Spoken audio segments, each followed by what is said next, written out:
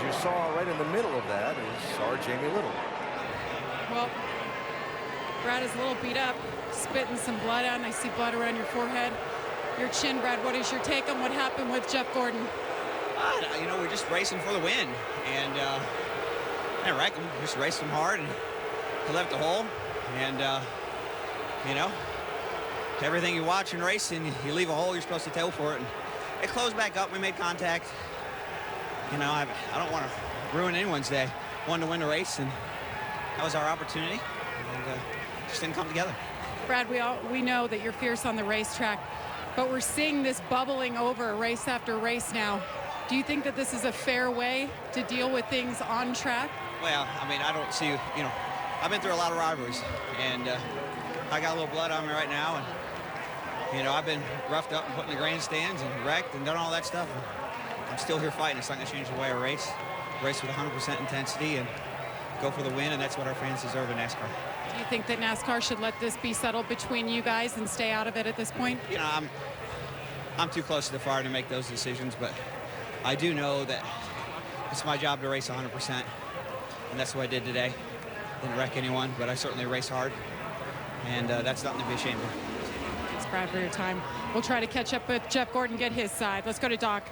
Yeah, we are with Jeff down here, and Rick Hendrick coming up to give Jeff a hug and talk to his driver. He knows how disappointed Jeff is, given the fact that Jeff, take us through, first of all, take us through the final restart there in the contact. Yeah, you know, I mean, we were sitting there on a little bit older tires. Yeah, I spun the tires a little bit, but I got a pretty decent start.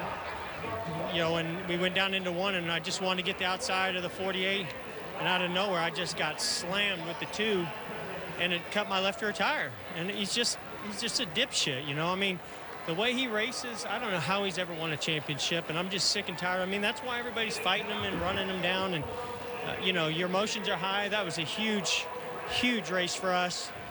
We had the car, we had the position. So proud of my team, and I'm proud of Jimmie Johnson for winning that race, not letting that little, you know what, win that race. Oh my God. The conflict with Brad on pit road. You came out, you pulled on the pit road to talk to him. Tell us about what the conversation was and what happened. There wasn't any conversation. You can't have a conversation with him. I mean, you know, he beats his own drum, gets himself in this position himself, and he's got to pay the consequences. And, you know, I'm going to race him the same way he races me, but that kind of stuff's just uncalled for, and I'm not going to stand for it. What are the consequences as far as you're concerned with him? And should NASCAR get involved, do you think, or is this between you two? You know, to them, I'm sure it's just a racing incident, but to me, it's just a bunch of crap. I mean, the kid is just doing stuff way over his head, and I mean, that's just uncalled for. You're racing for a win and a championship. You don't go slam somebody and cut their left rear tire. So, you know, if that's what it takes, then